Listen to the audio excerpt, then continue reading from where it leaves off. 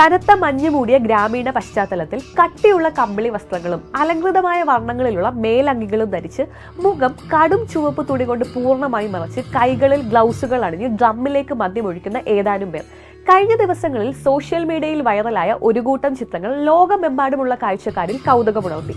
ചിത്രത്തിലുള്ളവരുടെ ഭാരം കൂടിയ വേഷവിധാനവും കനത്ത മഞ്ഞാൽ ചുറ്റപ്പെട്ട പരിസരവും ചടങ്ങിന്റെ ഗാംഭീര്യവും ആഗോളതലത്തിൽ ആകർഷണം സൃഷ്ടിച്ചു.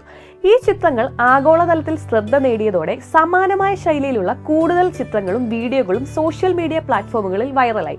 ഈ അജ്ഞാതവും നിഗൂഢവുമായ ആഘോഷത്തെക്കുറിച്ചുള്ള ചർച്ചകൾ ഇതോടെ സമൂഹ മാധ്യമങ്ങളിൽ സജീവമാവുകയും ആരാണ് ഈ മുഖം മൂടിയ മനുഷ്യർ, എന്താണ് ഈ ആചാരം എന്നീ ചോദ്യങ്ങൾ ഉയർന്നു വരികയും ചെയ്തു. ഹിമാചൽ പ്രദേശിലെ കിന്നൌർ, കുളു, മണാലി എന്നീ മലയോര ഗ്രാമങ്ങളിൽ 5000 വർഷത്തിലേറെയായി അധികമാരും അറിയാതെ നിലനിന്നിരുന്ന പുരാതന ശീതകാല ആചാരമായ റൗളേൻ ആചാരത്തിലെ ചിത്രങ്ങളും വീഡിയോകളുമാണിത്.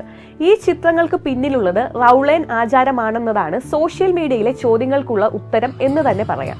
ഭാരതത്തിന്റെ സാംസ്കാരിക ഭൂപടത്തിൽ മഞ്ഞിന്റെ മടക്കുകളിൽ ഒളിഞ്ഞിരുന്ന ഈ ഗ്രാമീണ ഉത്സവം ഇപ്പോഴാണ് സോഷ്യൽ മീഡിയ വഴി ലോകത്തിന്റെ ശ്രദ്ധാകേന്ദ്രമായി മാറിയിരിക്കുന്നത്.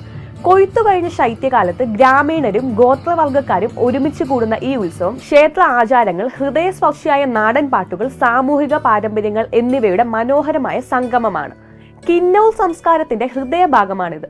കഠിനമായ ശൈത്യകാലത്ത് ആഘോഷിക്കുന്ന റൗളേൻ മനുഷ്യരും അമാനുഷിക ശക്തികളും തമ്മിലുള്ള ഒരു ആചാരപരമായ ഉടമ്പടിയായിട്ടാണ് ഗ്രാമീണർ കാണുന്നത്. ശീതകാലത്ത് ഗ്രാമങ്ങളെ സംരക്ഷിക്കാനായി സ്വർഗീയ ജീവികളായ സൗനിസുകൾ ഇറങ്ങി വരുന്നു എന്ന വിശ്വാസത്തിൽ ഈ ഉത്സവം വേരൂന്നുന്നു. റൗളേൻ ഉത്സവത്തിന്റെ ഏറ്റവും ശ്രദ്ധേയമായ ഭാഗം സൗനിസുകളെ ആദരിക്കുന്നതിനായി പുരുഷന്മാർ പരസ്പരം നടത്തുന്ന പ്രതീകാത്മക വിവാഹമാണ്.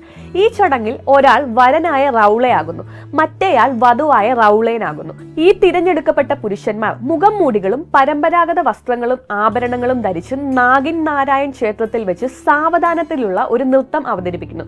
ഈ നൃത്തം ശീതകാലം കടന്നു പോകുമെന്ന വിശ്വാസം സമൂഹത്തിന് നൽകുന്നു. ഈ കൂടിച്ചേരൽ ഒരു ഭൗതിക വിവാഹമല്ല, മറിച്ച് മനുഷ്യശക്തിയും ആത്മീയ ലോകത്തിന്റെ മാർഗനിർദ്ദേശവും ലയിക്കുന്ന ഒരു പ്രതീകാത്മകമായ ഐക്യമാണ്. പുരുഷനും പ്രകൃതിയും മനുഷ്യനും പ്രപഞ്ചവും പൗരുഷവും സ്ത്രീത്വവും ഒത്തുചേരുന്നതിനെയാണ് ഈ ആചാരം പ്രതിഫലിപ്പിക്കുന്നത്.